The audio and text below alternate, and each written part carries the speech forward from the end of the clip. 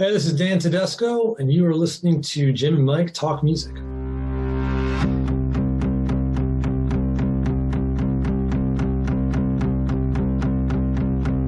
Do you want to know the truth? I saw it playing solitaire on its phone during lunchtime, its eyes fixed in a stare. Across the table was a good time. In its eyes was the proof. Maybe I can introduce you. Do you want to know the truth?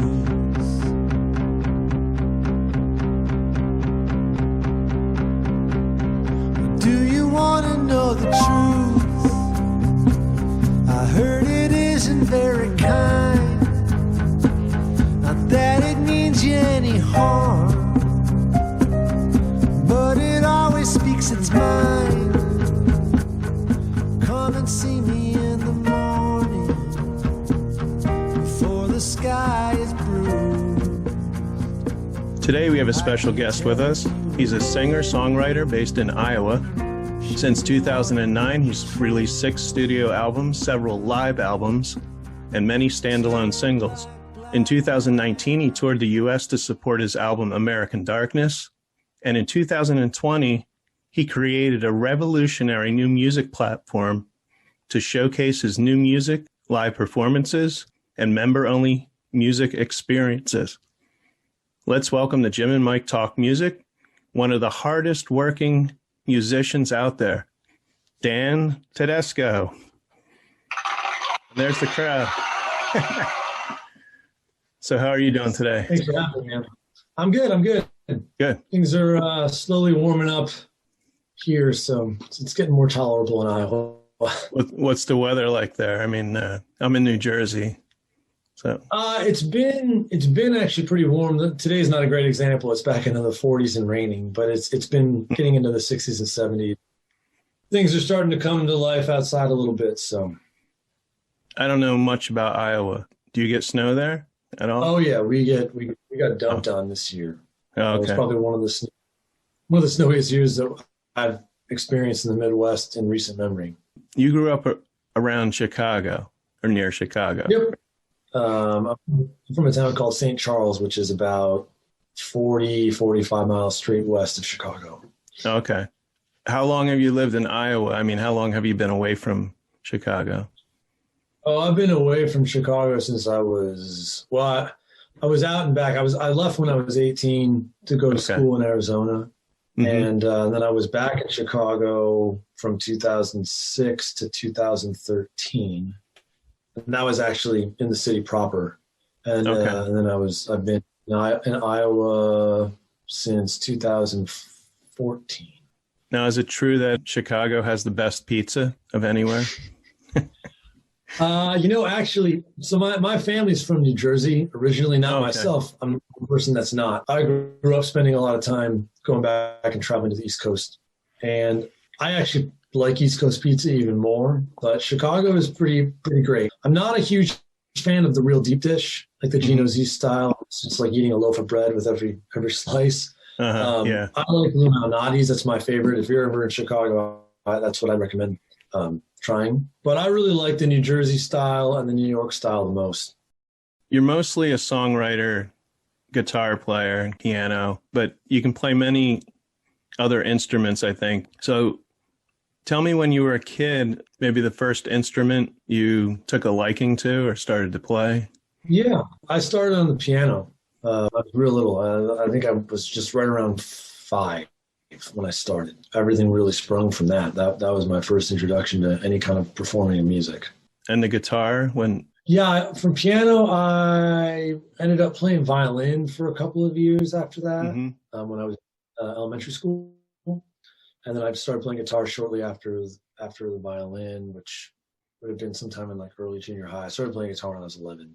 Okay. And so I still play piano a ton, as you mentioned. I haven't played violin in a long time. I would imagine that my bow technique is not quite up to par. It might not sound so great, but I can still figure out where the notes are. I know how they lay on the fretboard or the fingerboard. So I could probably get that back if I had some time to spend with it. But that one's not as much in my life these days. And then obviously the guitar is my primary instrument. So. Yeah, I remember my first instrument was the clarinet in school. Oh yeah. How'd that go? Not well. I didn't play for too long. And then I always would try an instrument, but realized I guess you have to keep at it, to master it. I bought a saxophone, I remember one time, from Sears. The Sears. Sure. Yeah. Well, the thing with wind instruments, in particular, they've got such a sharp or steep learning curve just to be able to get somewhat of an acknowledgeable sound out of.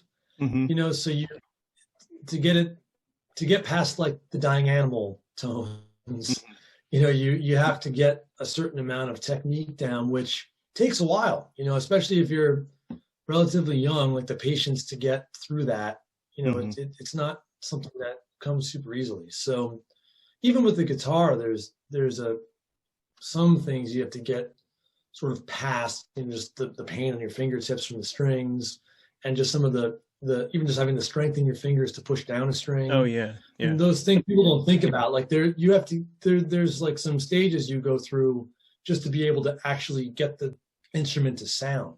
Which is why piano is so great, because you can just sit down, hit a note, and boom, instantly it sounds good.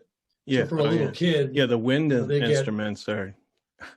I bought a trumpet too at one time, thinking, it's only got three valves. Yeah.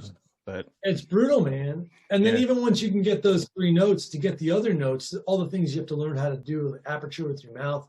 I mean, it's a process. So if you're not, they're tricky instruments to start on. I always recommend when people are just starting out, whether they're little kids or older people, to start with the piano, just because that instant feedback is so positive. It gets you excited. And I think it keeps you more engaged. And then if you want to go on to something from there, you also have like the visual of the piano keyboard to work from. So when you're playing wind instrument, which is very much everything's kind of in your head, you have to picture where the notes fall and what the scales look like and so on and so forth. You have that picture of the piano keyboard to go back to, and it gives you a really nice reference point to kind of bring from. So piano is a good gateway into the music world. So what were some of your musical influences when you were growing up? Really, like, I don't know, like when you were a teen, like what era that would be, or what decade? When I started playing guitar, I was 11, so that would put us at 1993. Okay. Which was kind of an interesting time to be starting to play guitar, because that instrument was sort of crushed at that point in mainstream music with the advent of the whole grunge movement. So I was listening to a lot of classic rock. I mean, like on the radio at that time, at the classic rock radio, would have been playing things from like the 60s and 70s. So that was a lot of guitar driven music, Led Zeppelin, the Who. I mean, you can go on and on with who that would have included. But I do remember at that time, like, the 10 record by Pearl Jam was only that came out in like 91, I think. So that was only a couple years old. And Mike McCready was playing all kinds of crazy guitar stuff on that. I mean, he was pulling all kinds of like Stevie Ray Vaughan and Jimi Hendrix licks out. So to have that on the radio and be something that was relevant, I was maybe a little young for it, but I loved the sound of it. So I definitely spent some time with that album. The first guitar solo I ever learned was from Two Princes by the Spin Doctors. Oh, okay. And that guy, I forget his name. He's a great player. And I spent a lot of time with that solo. Not that those were massive influences. I mean, the reason I picked up a guitar was because of Eddie Van Halen. Okay. And they were, at that time, the For Lawful Carnal Knowledge record had just come out, which was not like a lot of great songs that I still love on there. But in terms of like the Van Halen, catalog, that's not one most people put up very high, just because it's a little bit more commercial. It's not like the early stuff they did with David Lee Roth. Yeah. Which I certainly went back to and spent a lot of time with. But Eddie Van Halen was still is a huge influence on me. As a guitar player and kind of as a musician in general. Did you ever see Van Halen? My parents, I'm sorry? Did you ever see Van Halen in concert? Yeah, I got to see them in 98 when they did the Van Halen 3 thing with Gary Cherone, which I find some things in that I liked, but a lot of people would probably say that I never really did get to see Van Halen. So yeah, I got to see Eddie. That was cool. To see him do his thing in person was something pretty special. Yeah. But you know, like my parents grew up on a lot of like 60s pop music. So I had tons of Beatles that was being played around me, and the Beach Boys, and guys like Paul Simon, James Taylor, music that you look back on it now, it was such an interesting time because the level of musicianship along with the level of commercial success was kind of and something that's still, you don't really see that anymore. Like that was a very unique period where the best like technical musicians were also the most commercially popular. Yeah. So that era that I was exposed to by way of my parents was a pretty amazing thing to have in my ears as a kid. You're super impressionable. So that's what I grew up listening to. And I had Springsteen and things. I mean, that was never far, being with the family. I think the 70s were like all over the place. Unique. Oh, yeah. It's crazy, man. Yeah. I mean, to have something like Frank Zappa going on at the same time that you had some of the pop music that was going on at the time, and it was all happening, and it was all relatively, I mean, back then, of course, the channels to access music were few and far between, but that range of music was being broadcast through those minimal channels. I mean, today you can find that stuff, but you really have to dig. I mean, it's out there, but you have to dig for it. And you can find it much more easily than I think you could back then. I mean, then you had to go dig through record bins and try to find stuff that looked cool with a cool album cover or something that you'd heard about. Yeah. I mean, with Apple Music, I don't know. I think it's more accessible through like Apple Music or Spotify or stuff like that. Sure. It totally is. It's just a different thing now. I mean, you can go find anything you want to check out, which is super, super incredible. Yeah. And you can do it all on your own motivation, I suppose, versus having a DJ say, "Hey, this is something I found. Go check it out." It's just a different way that it moves now. But I think it's great that there's record stores popping up again. I collect. I started collecting vinyl maybe 3-4 years ago again, buying stuff that I had when I was a kid or a teenager, stuff that I had sold, and now I'm buying it back again. Yeah, Yeah. I've talked to people who have like bought their first record, in 30 years, like last year. Yeah, like a huge gap. And I have friends that own stores that are doing great, and it's wonderful to see that community, thriving. So, do you remember the first song you wrote? First song I wrote. I mean, if you really want me to answer that, it would be something. Well, no, I mean, I've been writing music in some form or another since I was pretty young. Like I first went into a recording studio to record some things I'd written that I was playing with a band of mine at the time. And I think we went in the studio in like 95 or no. I mean, I'd only been playing guitar at the time for a few years, and we were doing instrumental stuff. I was really early on as a guitar player, aside from the Van Halen thing. I didn't sing. Never thought I'd be a singer. I had no real aspirations to be a singer at that time. So I was real into the instrumental players like Satriani and Joe Satriani, Eric Johnson. Those, not so much Steve Vai. I was more Satriani and Eric Johnson that I was big into. So I was writing a lot of music like that. So I'd written these instrumental pieces, and I had a band at the time that we didn't really play out. We just played in the basement because, again, we didn't have a singer. So no one who was like 13 really wanted to come see guys just play a bunch of instrumental stuff. But that's what we were doing. So that was the first thing that project, I think it was maybe 2 songs we went in and recorded. That would probably technically be the first real official thing I ever wrote and put down to tape or CD, I guess, at the time. I want to say, if I remember the songs correctly, one was called Fly High, And I forget what the other one was called, Memories or something, Memory of something. It's been a long time. I haven't played any of that stuff probably since it was written. Do you still have those but that was very I've got a tape of them somewhere. Yeah, we didn't. We had cassettes. Everybody that was in that band with me, it was 4 of us, all got cassettes of them. And I haven't seen mine in a long time, but I wouldn't be surprised. I'm hoping the redundancy of the 3 other members means there's one somewhere, because it would be interesting to go back and listen to that stuff. I haven't heard it.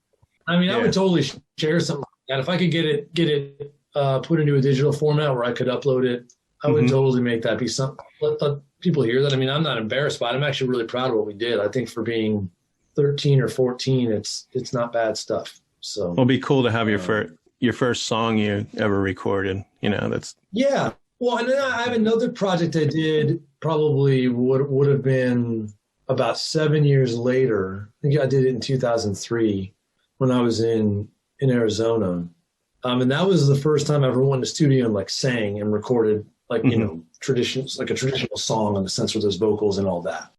And that stuff, if you were to ask me about the first song I wrote from that, for that in that period, that would have been like when I really started writing my own songs with lyrics and the whole package. There is, I think it was a song called Forever Change. And if I remember correctly, I wrote it after seeing Springsteen on the Rising tour in 2002. And this was an interesting period because I've been, again, doing mostly instrumental music. Then I was playing guitar in a band in college that was somebody else was singing, and I was just singing some harmonies and playing a bunch of guitar stuff. And I was studying jazz. And right around the time that album came out and he came on tour and he was going to be in Arizona, so I went and saw it. I hadn't seen him before, having grown up, you know, being exposed to his music. Something about seeing him coincided with getting back into like Dylan and then like going back to like Woody Guthrie and exploring the whole history kind of the folk songwriting traditions. Things sort of aligned there for me where I was like, okay, I've got this musical portion of what I can do that I've been working at that point, like close to 10 years or whatever, or at least 6 or 7 years. And then like the creative writing portion and the storytelling portion and the social consciousness portion, you know, the sorts of things that one might arrive at when they're at that, you know, 19 to 21, 22-year-old age, just becoming more aware of the world around them. That started to come into focus, and they sort of all aligned right after seeing that concert. And I got much more interested in songwriting, started writing some really, really bad songs, but, you know, doing what I could to start to hack away at that. And synthesize those different pieces of what I've been doing, you know, musically and creatively. And then I had a friend who owned a hookah lounge, of all places, that I managed to convince to let me come sit in the corner and play some songs on like a Saturday night for an hour or two. I had a friend that had a PA that did a bunch of DJ gigs, and he let me borrow it when he wasn't busy. And that was kind of how I first started performing those songs. And then I had a studio in Arizona. There was a guy that taught some engineering classes at the school, audio engineering classes at Arizona State, where I was going to school. And I think he made a deal with me where, like, if I helped him move a B3, which weighs like 600 pounds, from his house back to the studio, he would let me record like 5 songs with him for a couple $100 or something. Like, it was a huge discounted rate. And he was being super, super nice, just being helpful, because he knew I was interested in getting into doing more of this stuff. And that was kind of my crash course into recording. I mean, we went in for a couple of days and brought some friends of mine in from the jazz program to play with me. Had these 5 or 6 songs that I'd written that I thought were somewhat okay.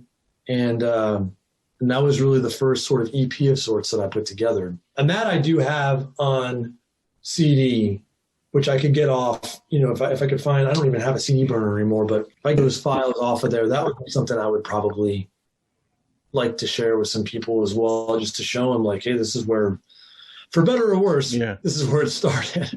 Or maybe re-record first song, you know, lyrics, I mean, or do it live. Like, this is the first song I ever I mean, I think that stuff's cool. It's like people are always like, well, why would you want to do that? Like, it's not probably very good. That's all relative, man. I mean, like, it's like, look, I've been doing this for like 6 months. Like, I don't expect it to be, you know, on a certain level, but I still think with anybody who are not just myself, anybody, I think it's just cool to see those things, to see those just very exposed sort of stages where you're just starting. See how you really progress. Have any preconceived notion of being heard by anybody. You're just doing it because it's what you're excited about. So yeah, I was in a band not until I was like 23, and it was a new wave band. We recorded, I don't know, 2 or 3. They were on cassette.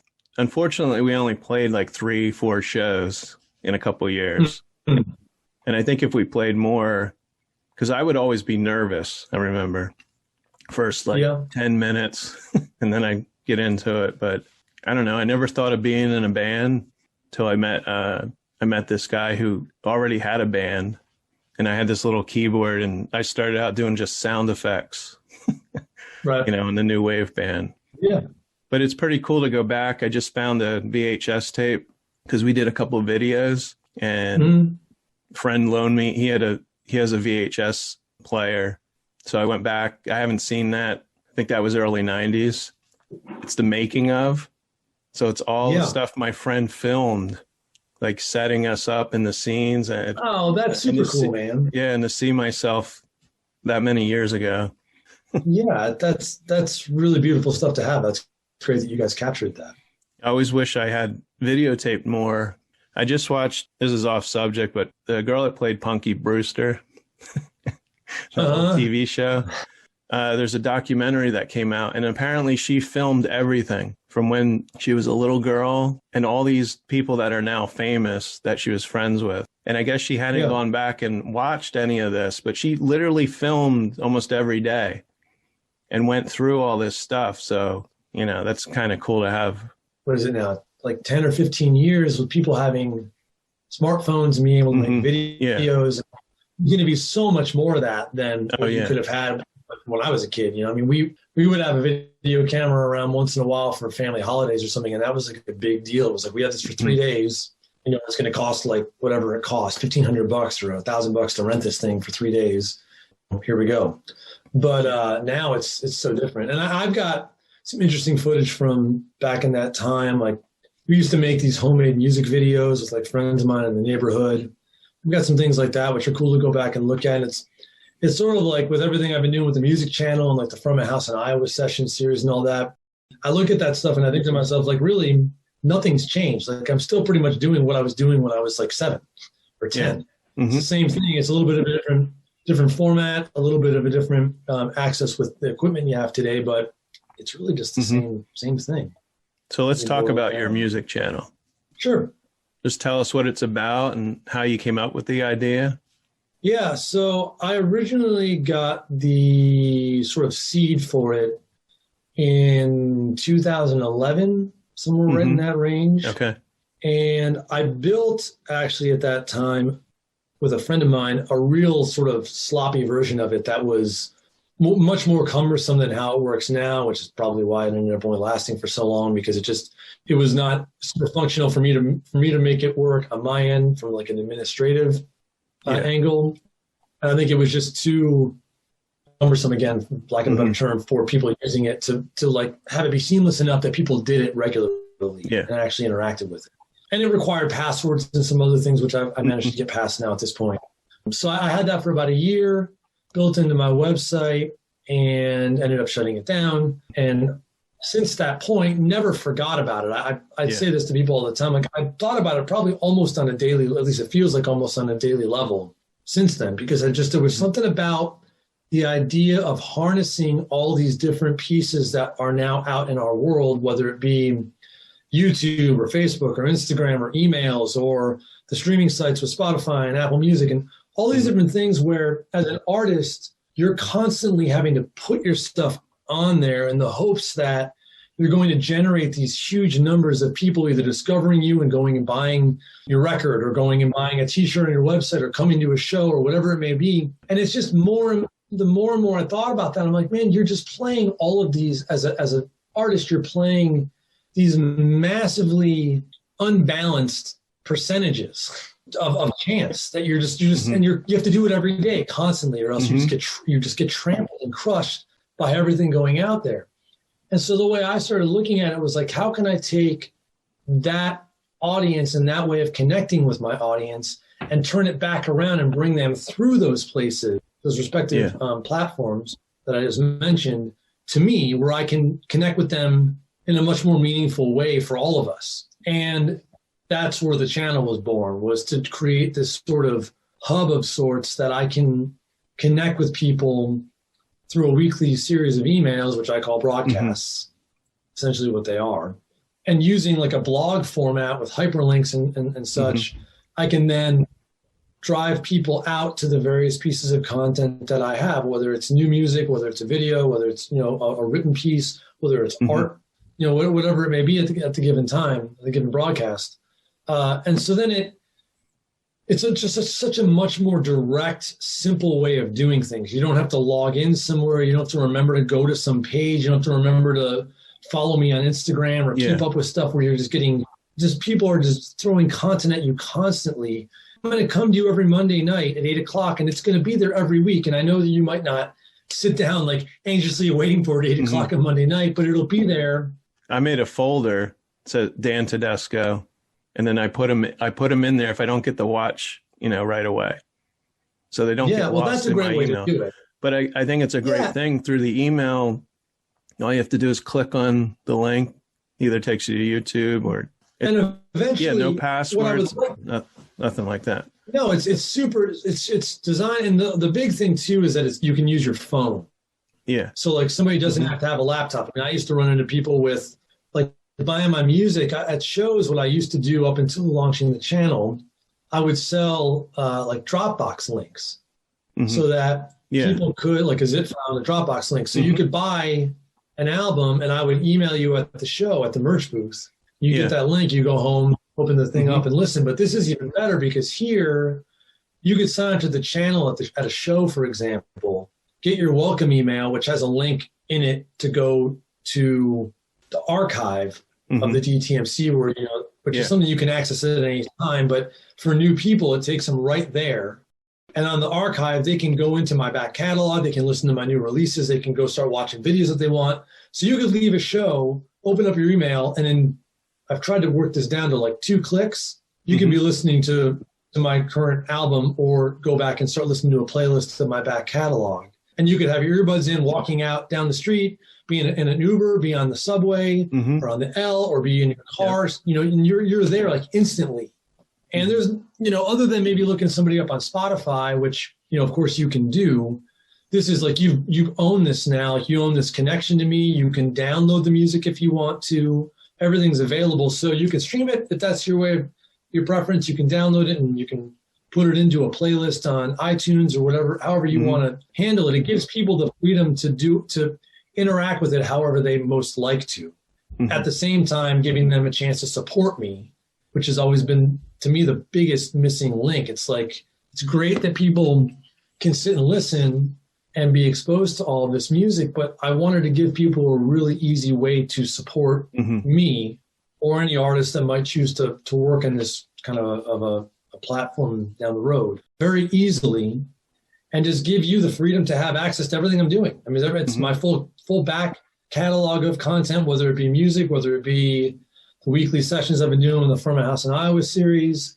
It's all there. So you can go in at any time you want, go back through all that stuff. And then you also get whatever is new coming out for the year that you're a member. And hopefully people will just stay signed on and check stuff out as we go along. So I wanted to ask, maybe that's the reason, but is there a reason why not all of your albums are on Apple Music or Spotify?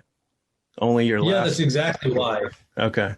Yeah. That's unique and I know the payment on those is, 1/10 of a penny per listen, unless they're buying the album. So with me, I've started to look at, and this has been something I've been thinking about for a long time, and I've experimented in the past with things I've had albums on, I've taken them off, I've put them back on just to kind of be able to B and test like how things work. And with the channel now, the way I look at streaming sites basically is like a modern day form of radio. To me, there's no real reason to dump your entire catalog on there because I don't think the greater majority of people are ever even going to listen to that. They're probably going to go on and listen to the top 4 or 5 tracks that they see on your profile, or they're going to listen to, maybe without even knowing it, listen to one of your songs on a playlist somewhere if you get put on a bigger playlist or something, or if somebody shares you on a playlist they've created. So to me, you end up putting that stuff up there, and I feel like most of it's just there for the sake of being there. So for me, I'd rather put it on the channel and then essentially release, again, singles, just like you used to do traditionally with radio in the past, and use that as a way to get people aware of you, pique their interest. If they don't want to sign up to the channel, it still gives them a decent amount of content that they can just listen to because they like your music, but they're not interested in maybe going to that depth with it. And I understand that, of course. And I didn't want to not have something available for those people as well. I kind of feel that you should put like a best of Dan TEDESCO, because I found you on Apple Music. That's where like a couple years ago, it was Adventureland. And I think it came up. They used to do, maybe they still do it, like every Friday they would have a free song. This is before I had Apple Music. I only had iTunes, and I listened to that song and I loved it.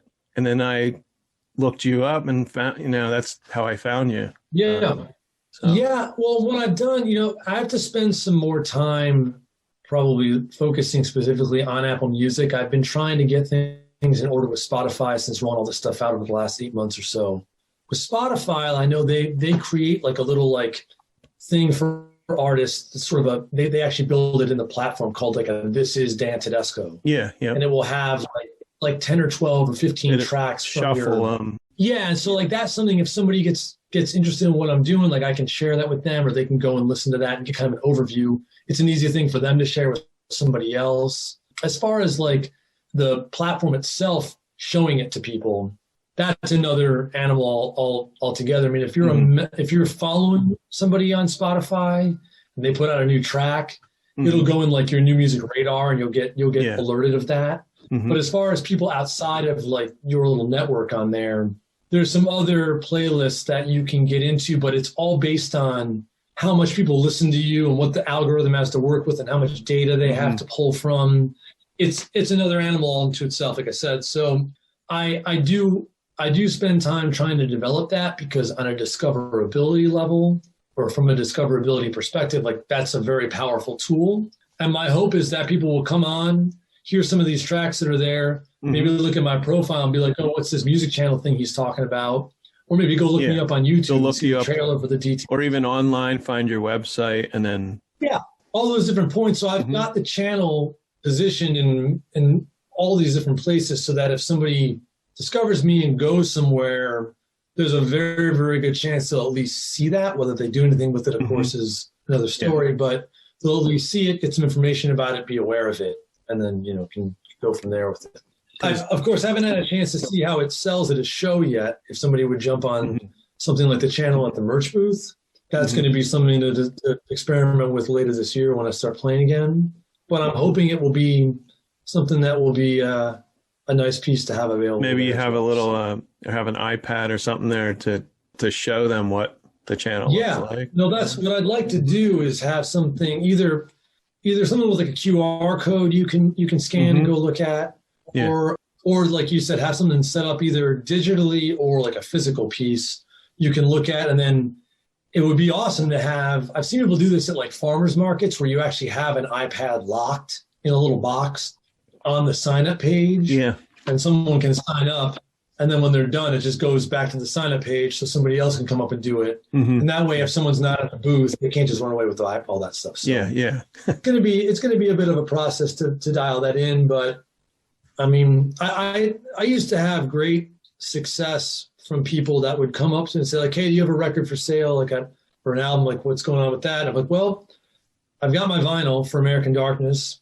You can get my full catalog. At the time when I was doing the Dropbox thing, I would sell a package of like, my 4 albums for like $30. Well, that's what I got. People would do it all the time. And instead of being like, well, instead of paying $10 a record, I'll just give you $30 and get all 4 of them. And now it's like, well, if you can spend $100, you can get all the stuff that comes with the channel, which includes my whole catalog plus everything else that comes with it. I bought the albums when you had that special. Oh yeah, that's right, you did. Yeah, I have an old iPod. It's the iPod Classic, which I still listen. Yeah. So I put them on there. I think I need to sync my phone up, which I haven't done yet. I have Apple Music, which I feel, I don't know. I don't want to say ashamed but I don't think the artists get, again, any money. Well, I'll tell you the other thing about those platforms that bother me, and I've seen petitions go around for it. I always share them and I always sign them, and maybe I should try to do more on my own to actually initiate this change. They also don't include anything with album credits. Mm-hmm. Yeah. And I know that a lot of people don't care. Like the greater majority of people I know just flat out don't care. Mm-hmm. But those credits are how all of those people get acknowledgement and actually get a lot of work. You know, like when you're talking about production, like that's, people are like, oh, I really love the production of this album. Who did it? Oh, that producer. Like, oh, well, for other musicians, like that's a great way. I mean, it's in the grand scheme of things. I know, again, for most people, it's not very relevant, but it's relevant enough for what it means for people's own business and it's just an important thing. I mean, like those none of those projects or releases sound the way they do just because of the artist's name it's on there, myself included. I mean, it just isn't how it works, and I don't like that so many people just get just flat out ignored.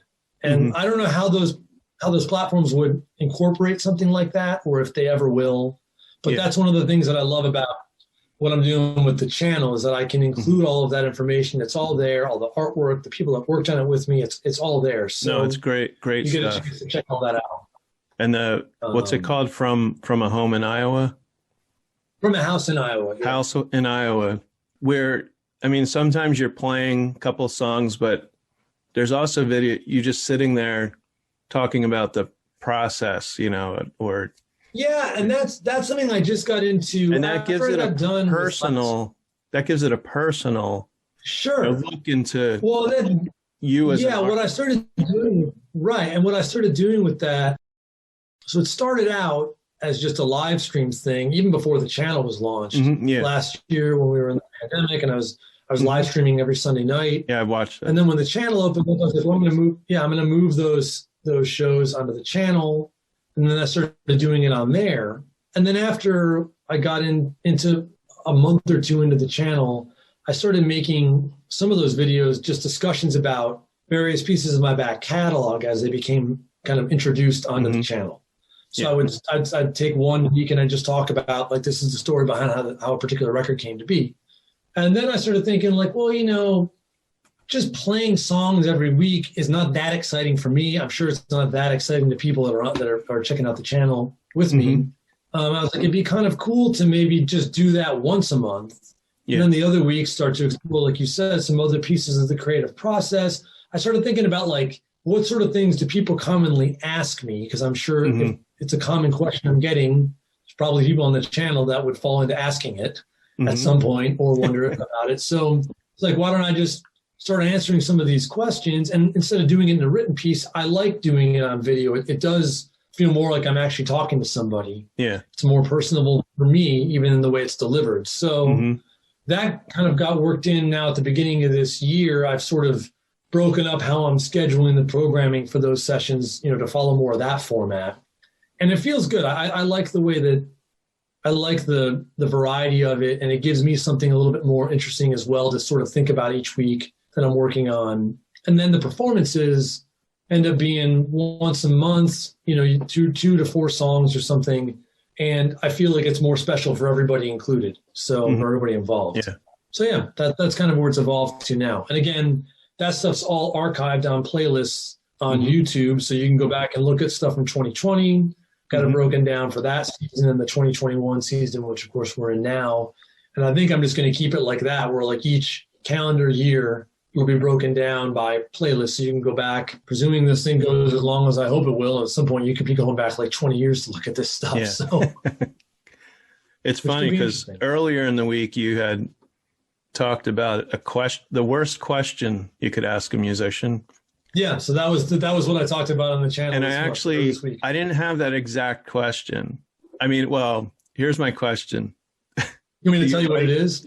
You write the lyrics first and then the music, or a combination of the two? And I know that's the question. That's the it was question. freaking funny that I saw that. Like, wait a minute, I got to cross this out. Yeah. But I want to know, each song is different, and maybe it comes from a dream, but I want to know, like, where's maybe the oddest place a song has come to you. Like, I know as far as a musician and a writer, it could just come to you anywhere. I mean, you could be sitting in a coffee shop. Honestly, if I were going to say the oddest, I'd have to categorize this only because it's only happened once out of writing songs for, 25 years or something. 20 years. There's a song called Banks of the Mississippi that's on American Darkness. And I actually wrote that in my sleep. So it's funny you mentioned the thing about coming to dream, because that literally did. It's the only time it ever happened. And I always joke that I wish it happened more because it made my life a lot easier. But that song, I woke up, it was when I was living in Chicago early on when I moved back there. So probably like 2006 or 7, something like that. And I woke up and had the lyrics and the melody and pretty much had an idea of what the chords would be. And I sat down and typed it out and played it. I was like, that's a good song, and it's done. So, wow. And I started playing it out fairly quickly after that to see how, and people were always very drawn to it. And every album I ever made, well, my first real official record, Staring at a Green Light, came out in 2009, and we recorded it in 2008. So that song, Banks of the Mississippi, would have been like a year and a half old or something at the time. People were like, oh, is that song going to be on the new record? I'm like, no, it didn't really fit. My next record, oh, is Banks of the Mississippi going to be on Tracks on Fire? No, it didn't really fit. Oh, is Banks of the Mississippi going to be on Death in the Valley? No, it didn't really fit. Although it almost made it on that one, because it could have fit on that record. And then when I got to American Darkness, I was just like, not only did that song, was it the perfect fit for the album, but it almost spurred an entirely different production style for the record, which would have been this sort of like 60s Miles Davis, Columbia jazz era thing with like upright bass and some muted trumpets and maybe like a dark sort of a tenor tone on sax and these real sparse sort of like this sort of dark atmospheric jazz treatment of the songs as opposed to how that record turned out. So Banks of the Mississippi, also being that it's the river that runs through the heart of the country, you think about that record, kind of the narrative of the album, it had a very kind of poetic element to it that could have almost even been the title track of that album if I hadn't written American Darkness, which just trumped it in terms of being a title track. But that one finally made it. So I mean, here it is. I wrote the song in my sleep, and I didn't do anything with it until basically a decade later. Now, were you that dreaming? Was the oddest. Were you dreaming about writing a song, or you dreamt about what the song was about? No, I just woke up with it in my head. It wasn't like I had this imagery no, it was my memory of it was I just woke up and boom. I don't know how it happened or why. I wish I could figure out what I drank or ate or something that did that, because like I said, it would make things easier if I could just make that happen every morning, but it doesn't go that way. So you have, am I correct? You have 6 studio albums. I wasn't sure about the Dan TEDESCO 2. Is that so if you count, I have to think this through myself, man. Well, here I have. Here, let me. I'll read them and see if I'm right. Okay. Staring at the Green Light, 2009. Tracks on Fire, 2011. Death in the Valley, 2014. Dan TEDESCO, 2015. So the Dan TEDESCO one's a double record. So that's 1 and 2 ended up being combined together. So that's 4 right there. Okay. And then American Darkness. American Darkness would be number 5. That would be 5. And then if you counted what I'm releasing right now, which is a live album on the music channel, that would technically be number 6. Okay. So, and then I've got a couple EPs. I have Who Knows How Long This Will Last, which came out kind of as a companion piece with American Darkness just over a year ago. It's out 2020. And then Dopamine, which I launched the channel with. Yeah. Second one. So I have 12 songs here. You don't have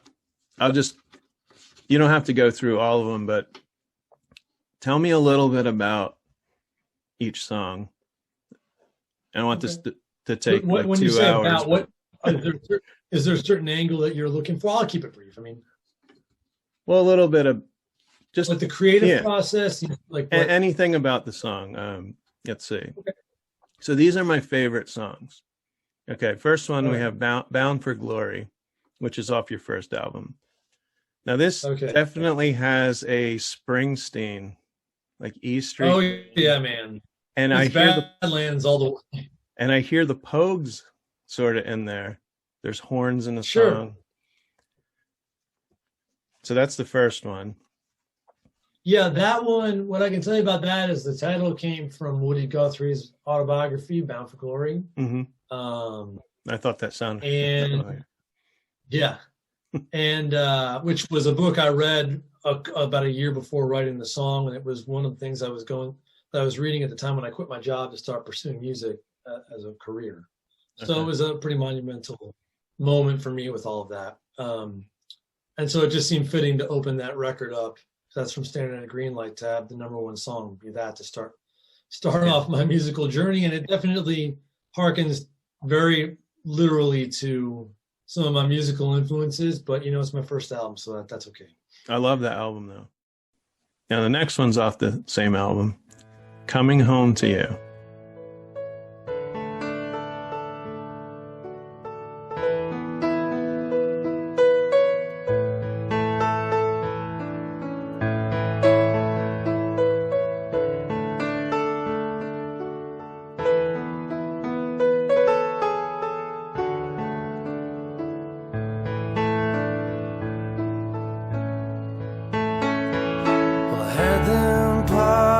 My dog tags and press my dress screens. I'm laying in this whitewash room, waiting on my transport and trying to sleep.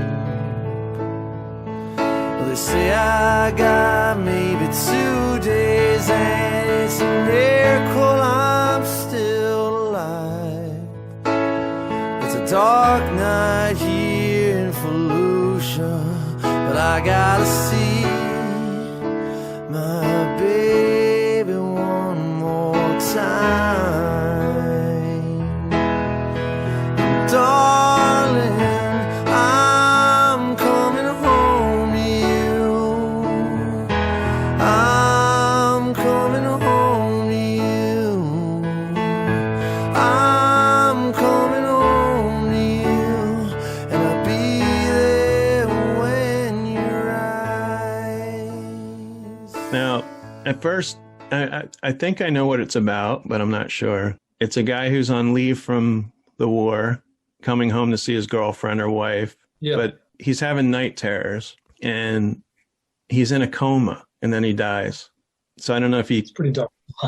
if he kills himself. And I'm telling you, it's one of the saddest songs I've ever heard. I actually teared up listening to it after, really listening to the lyric. I'm coming home to you, and I'll see you when you rise. Yeah. So it sounds like he passed away. He can still see his girlfriend and he's waiting for her the day when she passes. And that's interesting. I had not thought of it from that specific angle you just mentioned there before, but that totally works. I purposely wrote that song to be ambiguous. I've never liked storytelling that just clobbers you over the head with this literate sort of thing where it doesn't let the listener get involved at all, which is a Springsteen thing. I grew up, those are the guys I learned from. So, and not just him, I mean, he gets it from other people as well, but it's just a storytelling device that I have always found to be pretty powerful. So that song, I wrote that right before I moved back to Chicago. I was in LA at the time. I moved to California for about a year and a half before I came back to Illinois. And I wrote that in my apartment.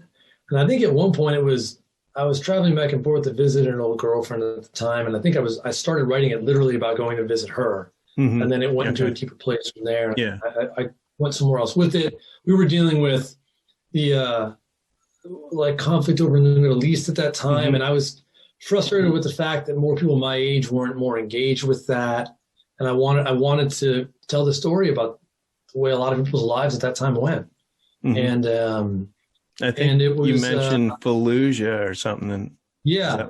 I mean, it was a direct reference to that sort of topical event at the time. Because again, I wrote that in like 2004, I think. Mm-hmm. The piano, it's just the lyrics and the piano just make you weepy. Yeah, and when I first wrote it, it was written on guitar, but when I played it on piano, it was very clear to me that was where that song belonged.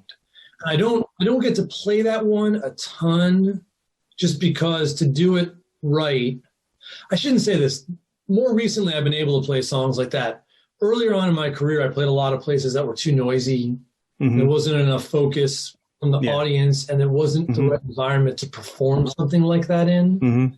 I play a lot more like listening focused rooms these days, like places like City Winery and things like that, where you can absolutely do that. And I can pull those songs out on a given night much more realistically than I used to be able to. But that one takes a lot out of me to play, so it's got to be in the right environment for it. So then, Looking for a Girl Like You from Tracks on Fire. I've been looking for a girl like you. I've been looking for a girl like you. I've been crawling through the crowds, pounding on the clouds, looking for a girl like you. I just like this song. It's got a bouncy beat, harmonica in there. It's a catchy little tune. There's a line in here, though. Maybe I'm not hearing it right. I see you playing the silver stripe. You Strike. that line? Yeah. Strike. Yeah. What is that? What that is? So Silver Strike's an arcade bowling game. Oh, okay. And that song nice. was written specifically towards who's now my wife, but when I first met her. And there was a bar that she used to hang out at with a bunch of my friends where I used to play. And they had a Silver Strike like right up near where I would play.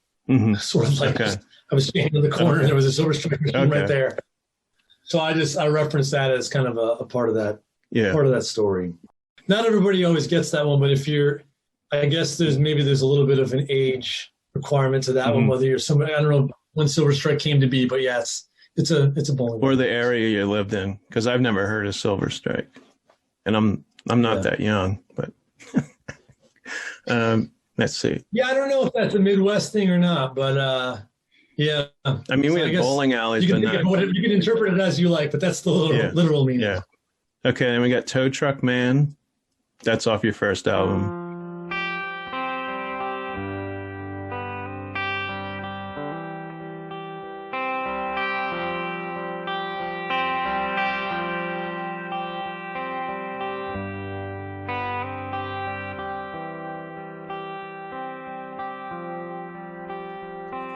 My parents had the moments. My mom packed my lunch each day. Jerry was like a brother before he went away. You see, he signed up for Baghdad.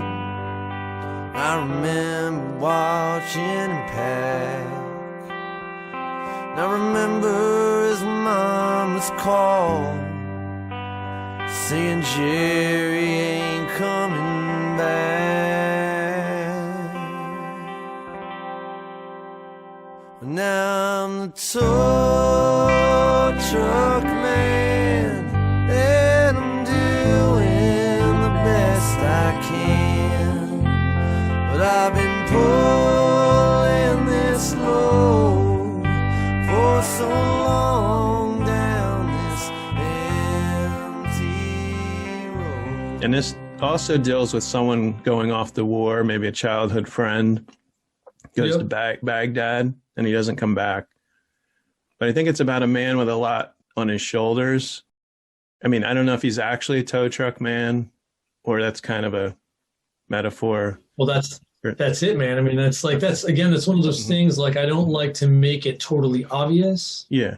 I mean, the thing about the tow truck man maybe he is a tow truck man, but then again, you could also make the argument that everybody's a tow truck man. Mm-hmm. And that's a universal thing. Everybody's dragging something. So that's where that song sort of, there's a little twist there, because there's some references at certain points, to like going to pick up like a broken down 98 Ford. Like you could be like, well, maybe he really is just a guy out working the night shift driving around a tow truck. But it's certainly written with the metaphor in mind that it's not just about the truck he may or may not be dragging behind.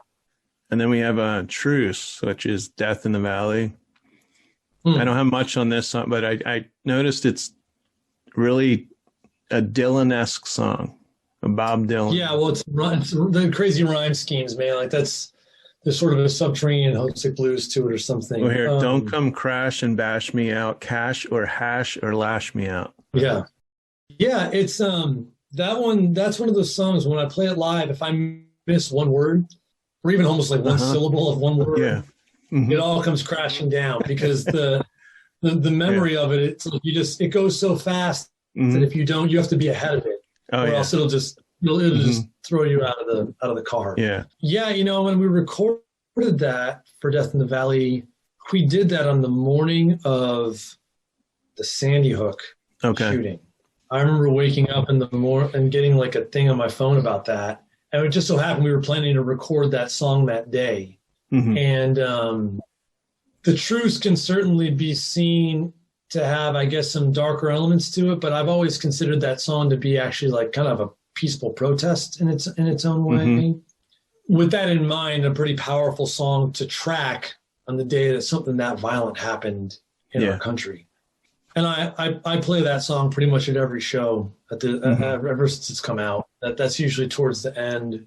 And when I play it solo, well, you'll see there's actually, that's one of the songs that's going to be coming up later on the channel this year with the live at the IPR, the live album I'm releasing. So you get to hear what it sounds like, just solo guitar, and there's some video with it and stuff.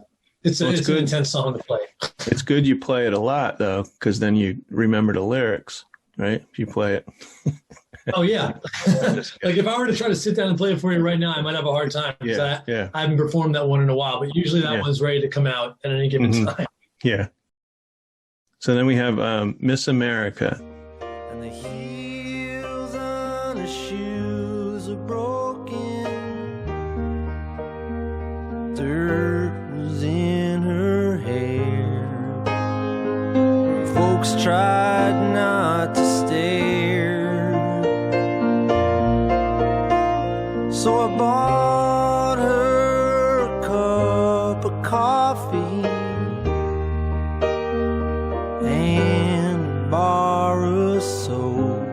I hope she don't lose hope. And she just drew up her knees and started rocking in the breeze.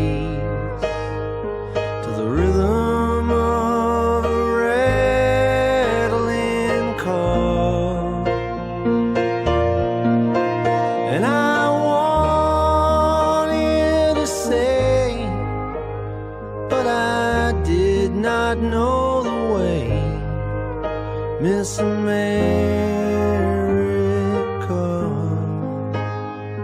the sun is coming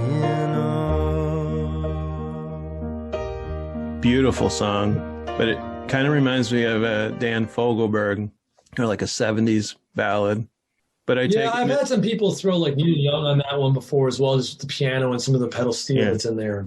I was going to say there's a steel guitar in there. Yep, there is. And this is not really about a person, I would think. It's about America.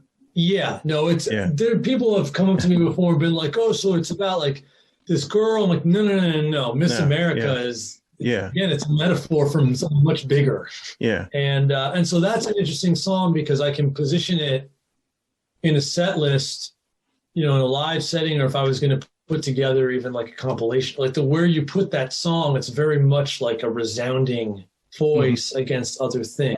You know, like you can sing a song like American Darkness or Death in the Valley, and then you put Miss America, which Miss America's off Death in the Valley as well, off the record. But against that particular song, it's a statement. It is. I mean, it's very much a. I mean, when you have the sounds of pedal steel and the chord changes, you know, there's a kind of a Jackson Browne element to it. Even it is very melancholy, but when you listen to it, at least what I hope you get from it is very much more of a hopefulness. And then we have Closing for the Season, Death in the Valley again. Mostly about a man losing his job, factories closing down, maybe his future's unknown. There was a big recession in 2000. I think I wrote it maybe just a year or so after all that really sort of balanced itself out. But I went through a big period of writing about people affected by that event because I was playing in a lot of communities and a lot of venues where the predominant audience was affected by that event pretty much directly. So I watched people's lives just get totally flipped upside down, and Closing for the Season definitely is one that speaks sort of to that. But I think if people who love Bruce Springsteen, Bob Dylan, they're going to love your music. I mean, I'm not saying you're exactly, but you tell a story. The songwriting's really, really good. I want you to keep going with this list of songs, but to that point, I'd be curious to ask you something. You know, I end up living a little bit in my own little bubble because when you're a creative person, you're working on music, there's only a percentage of my time that's really spent listening to other music because I'm so in my world of writing. And I think you I come in and out of it. Like when I'm really in a moment of like a lot of creativity, I don't listen to much at all. And then I kind of come out of that space and I look around a little bit of what's going on and I try to explore what people are doing a bit. I try to find other people or other artists specifically that are my age that do what you're talking about. And I know that they're out there, and I don't mean to sound so naive to be like, well, I don't know who these people are. Where are they? I know they're out there, but I would like to know who they are because the one thing that concerns me a little bit is like the two guys you just mentioned, Springsteen and Dylan, you know, they're older artists. I'm 38, you know, and most of their demographic is probably in their 60s and 70s. Nothing wrong with that or anything, but I try to look at like people my age that are into that kind of writing. Like who are they listening to? Because they're not listening necessarily to them. And I don't know, like maybe it'd be somebody like Jason Isbell, which is a little bit more like a country thing than where I fall in my mind. Although he has some stuff that goes a little bit more on the rock side. But I don't know. I don't know who those people are. I don't know if you do either. I'm always curious to ask people that are pretty steeped in the music world, just, you know, who are these people doing this that are my age, or am I really just like ostracizing myself from my generation in the style of writing that I choose to sort of, exist in? Well, the only person I could think of, but he's like, I think he's in his 70s now, is Willie Nile. Yeah, right. More I've actually tried to open for a little bit. Okay. Yeah. I listen to a lot of music, and the newer stuff, I don't know, I'm into all kinds of genres, but I'm trying to think of someone who just plays guitar and singer-songwriter.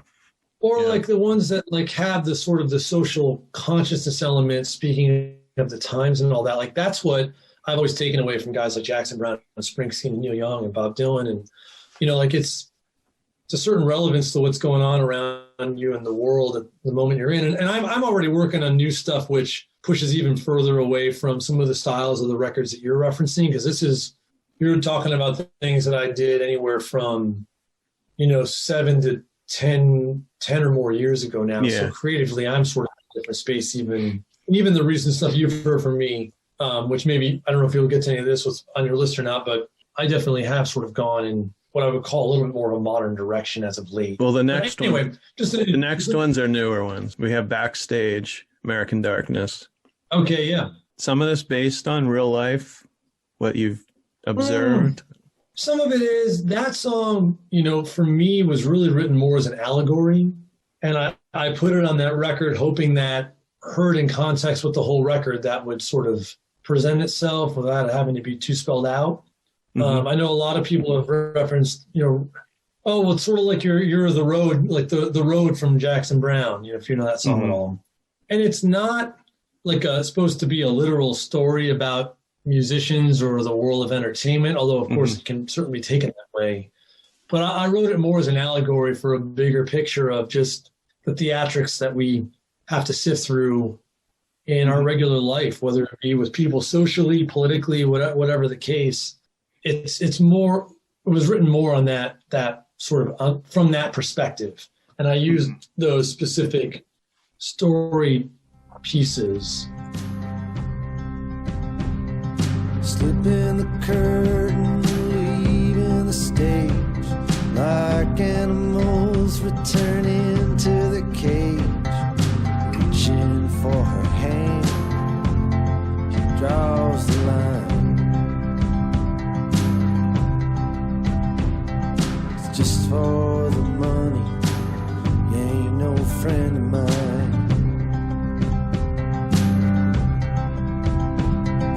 Makeup's fading, promises breaking, witnesses claim, hearts shaking. Some old guy's trying to grab some young girl's ass.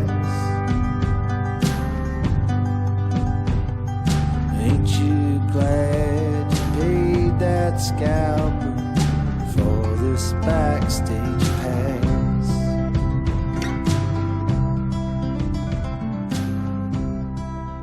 I mean, you didn't see some old guy trying to grab some girl's ass.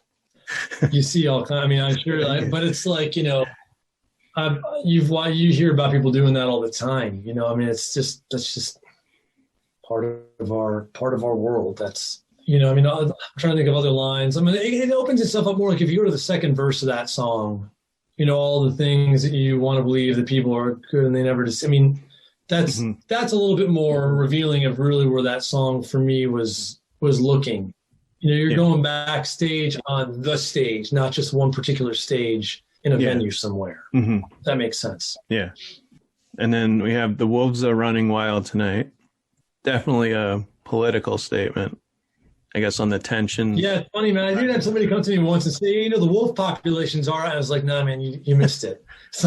You aren't listening to the. Yeah, you really didn't listen to the song. That was pretty funny. I was like, yeah, that's fair enough.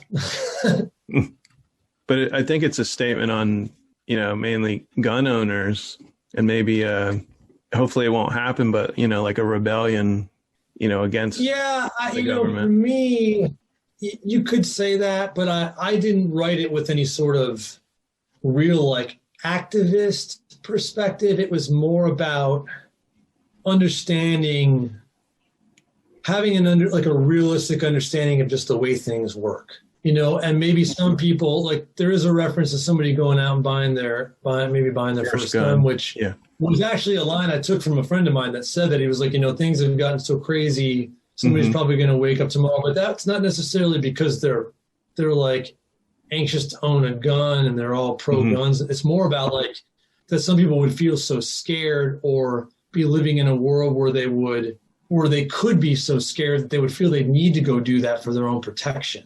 Yeah. That was more the angle that I was coming from. Yeah, not that it's going to happen, but I better be safe than sorry. And just that we live in a place where things are at, you know, that somebody could go that route with it or feel like they need to. It's just an unfortunate part of our world, you know. I just think what they show on TV and the media and is just it's just a little bit. The real world is not nearly as bad as people are led to believe. I mean, the world's actually doing quite well on like a global level. I've just been reading some books recently all about that. It's actually a pretty good time to be on the planet. Despite all of the things that are out there, just you hear about all the bad things, and you hear about it so often that it feels like that's all that's happening. And it really is. I think there's a lot of good things more so than bad, but they focus. Oh, yeah. Yeah. Well, and the world's so it's obvious now. I'd say if you're not an intelligent person, you're following. You nailed it, buddy. Or you're getting up. You know, I believe people get up in the morning and they figure out what they're going to boycott, what they're angry about, and maybe they won't live that long, you know. But you got to wake up it's happy, I think, about what you have, where we are. Yeah, there's just so much coming at you right now in the media, and it's all a certain shade, of what's really going on in the world. But that's all. It's very easy for that to be all that you experience or interact with if you don't actively avoid it and try to see the real picture. And that stuff's not hard to find. You just have to be willing to look for it. Yeah. And I try to remember that that's actually that's a perspective that I've been spending a lot of time writing about currently on some stuff that will probably be my next album. We'll leave more for that later. Yeah. So next we have this came out last year, Truth. Yep. I think the guitar sound, that actually goes exactly along with what we're talking about. Okay. I think the guitar to me sounds like a heartbeat in the song. And that's cool. You get some what do they call it? Back mastering or no, the backwards, where I flip the audio backwards. Yep. Yeah, there's an organ part that comes in the bridge that's all flipped backwards and sort of creates this really kind of trippy drone sort of a tone. Mm-hmm. I like your songs with like you said, they're not really about one thing, or they're kind of a mystery sometimes, like the wordplay in this song. Sure. Well, Truth was, I got this idea from wherever. I don't know where it came from, but I got the idea to like personify truth. Mm-hmm. So almost treat it like a person, like you're referencing a person. An idea. Although you are also sort of referencing an idea. And so then when you could start to think about it as a character, and what kind of a character would it be? In our world, I feel like these days it would be a pretty isolated, sort of lonely person that not a lot of people actually interact with. So that's kind of where that song starts off. Yeah, well, you say in the beginning he's playing solitaire. Yeah, exactly. Well, what kind of a person plays solitaire? There you go. Yeah. So we have 2444, which I love. And this is an instrumental. And actually, it's funny, man. I'm gonna interrupt you for 1 second. That actually might be the first thing I ever wrote, now that I think about it, because that predates just about everything that I mentioned, even by like a year or so, that back way earlier in our conversation.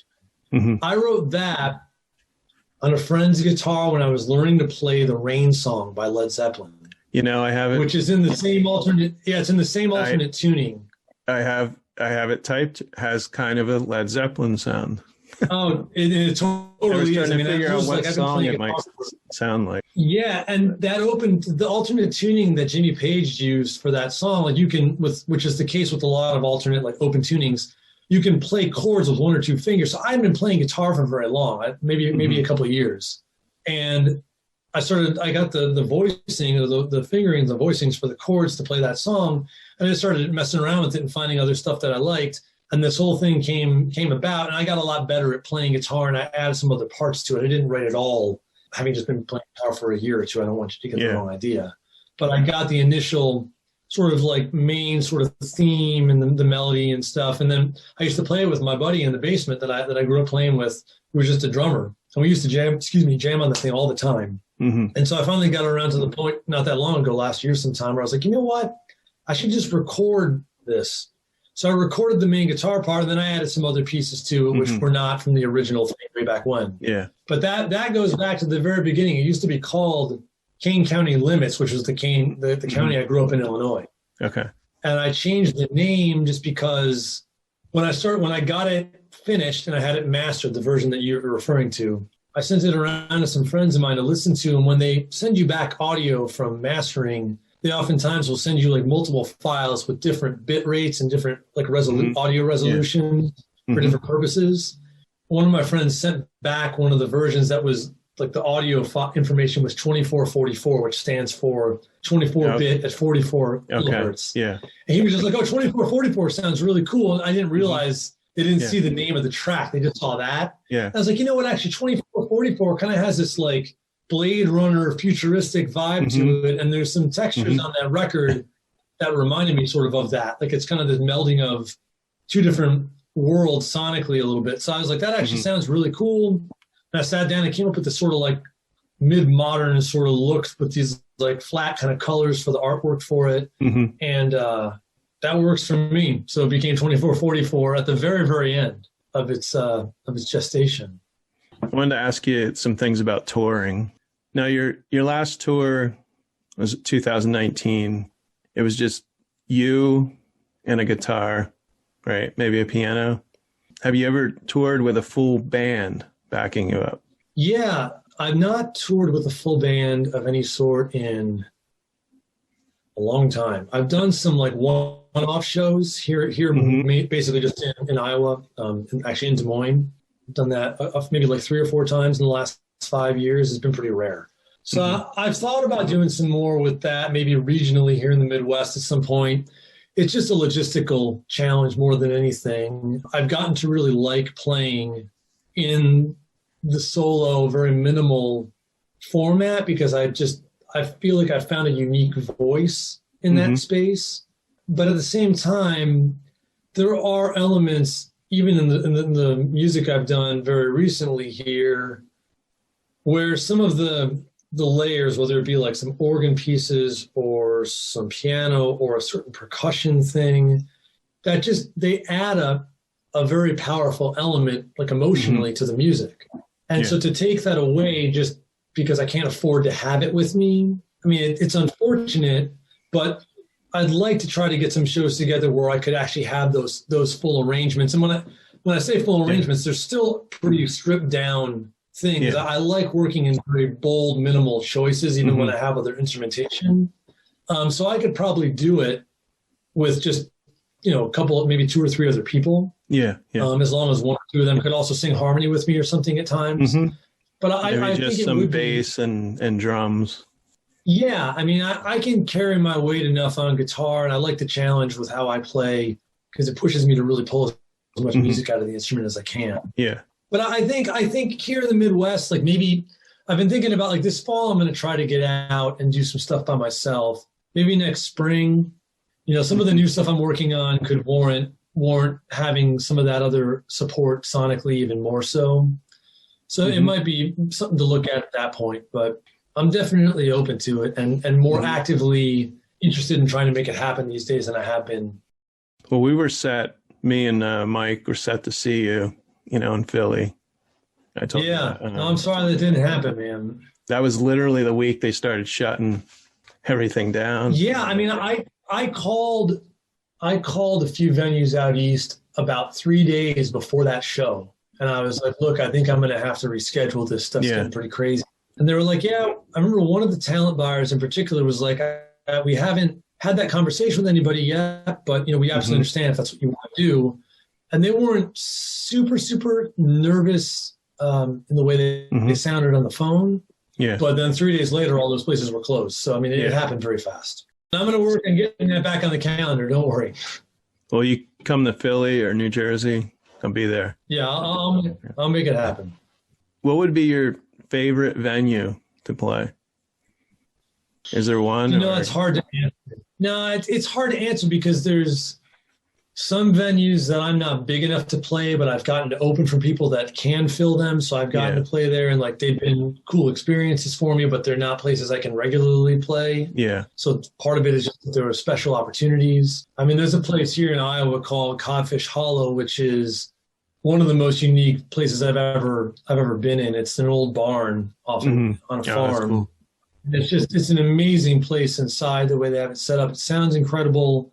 I opened for a guy named Langhorne Slim there about almost 3 years ago. And I mean, you have to be able to draw probably 400 to 500 people to make it worthwhile. Okay. I can't make that happen, but I got to open for him, and it was like I was describing it to people before. After playing that, I was like, look, there's your life before you go see a show at Codfish Hollow, and then there's your life after. It's one of those sort of transformative, transcending sort of experiences, and that place ranks high on the list for sure. I have a couple places you should check out. One is Sellersville Theater. Yeah, so I was actually going to come open for the Bodines there. Okay. I think last year, and it didn't work out, mainly just for logistic reasons. But I have heard cool things about that room, and I was stoked to possibly get to do it. But I need to figure out a way to get in there. Again, I don't know if I have the number and the draw to be able to like command a date there myself. It's about 200 people. in that place. Oh, that's not as big as I thought. I thought it was more maybe like closer to 2 or 3 times that size. So no, that could be an option. I think it's an old converted movie theater because the seats kind of go down. I've been there many times. I would go see the Smithereens Jersey band. Oh, nice. Yeah. And I saw Graham Parker there. Dana Fuchs. Yep. You know Dana Fuchs? Oh, that name sounds familiar. I've definitely heard of her. I don't know if I've heard her stuff, but I know the name. We've seen her there a couple of times. She kind of sounds like Janis Joplin. Very nice. Very energetic person. The first night we saw her, someone in the band was sick, the drummer, but she decided to still do the show. And it was just her and her guitarist. And she blew the roof off the place. Just her and the guitarist. So that's cool. That's cool. Now there's an event that takes place. I used to live in Bethlehem, Pennsylvania. And I lived a couple minutes from Music Fest. It goes on every year. It's 10 days of music. They have big bands there, but then also the smaller bands play on different areas. Sure. But they'll have hundreds and hundreds of bands in those 10 days. I don't know how many, maybe even 500. So that would be a good place, to showcase your music. Again, that's cool. That's near Sellersville. I mean, it's like 40 minutes from Sellersville, but I think I'm an hour from Sellersville from here. So those are 2 places I would suggest. Oh, I'll definitely make note of that. I appreciate it. Just to get you closer. So yeah, well, it's pretty likely that Philly's not that far. So anyway. Yeah, I mean, I was supposed to be at City Winery in Philly. I'm fairly certain I'll get that back on the calendar at some point. I don't know if it'll happen. And I don't know. Things have definitely come around pretty quick here with like the vaccines and so on and so forth. I was originally planning on waiting until I had that done, which I thought might not be until more like this summer, and I'm scheduled to go next week. So oh, good. Yeah, I had my first shot a week ago. Yeah, it's just this fall with everything opening back up, like it's going to be a really busy time for shows and a lot of competition for dates and things like that, as far as like from the artist perspective. So I'm going to do the best I can to get out as much as I can this fall, but I would think like places like where you're at, that might end up being like more like the top of next year, just for the sake of when it'll be a realistic option with planning and all that. And there's another thing I was going to ask you about. Have you ever heard of a series called Outpost in the Burbs? That was on my mind. I just thought of that.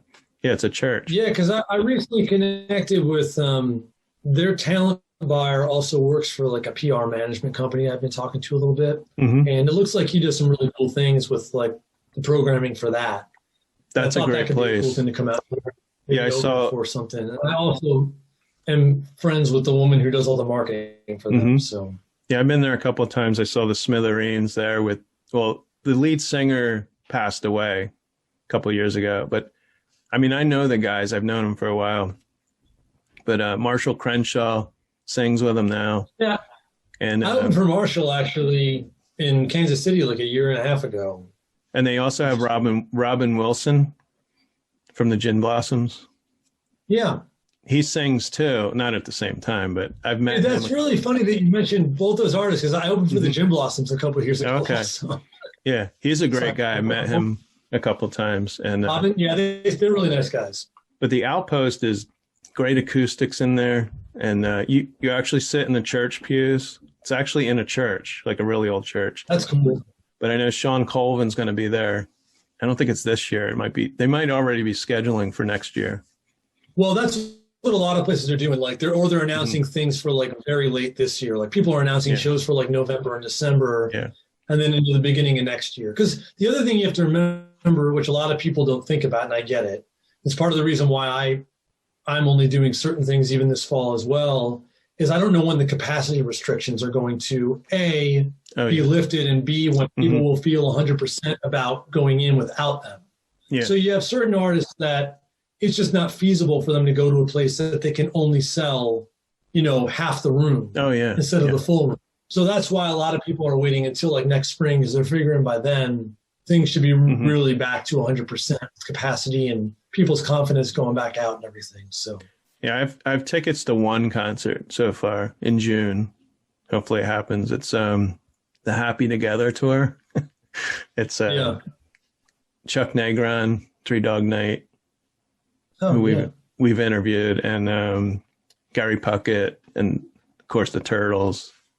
So hopefully that goes. Well, I've got a bunch of dates like on hold and coming together for like September through what'll probably end up being like September through like November-ish. Okay. I'll announce it once things get more solidified with all the plans, but that's going to, like I said, mostly be within probably like a 300.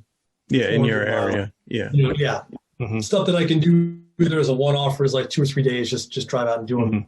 And then the bigger stuff, I think I'll probably wait until things are more like back to normal in the sense of like the rooms can be at their capacity and all that. So you have a website, of course, dantedesco.com. You're on Instagram. You're on Facebook. I'm on everything. Instagram. Okay. Yeah, Facebook. And then, of course, YouTube. Check out the music channel. So it was great talking. This was great, dude. I appreciate all the questions. That was a fun discussion. Yeah. Thanks, Dan. Cool, man. Okay. I'll talk to you soon, buddy. Okay. I've been kicking around the town of Moline on my own since age of 15. I had a family, but they don't miss me. They left me on the banks of the Mississippi. Today's interview was recorded on Zoom and at Did You Say 7 Studios in Washington, New Jersey. Go to the YouTube channel for exclusive video content. Exit music by the band 99%. Today's show was produced and edited by Jim Thatcher. You can find Jim and Mike talk music on Apple Music, Spotify, Podbean, or wherever you listen to podcasts. The Songs of Truth, Bound for Glory, Coming Home to You, Looking for a Girl Like You, Tow Truck Man, Miss America, Backstage, and Banks of the Mississippi, used with permission from Dan TEDESCO.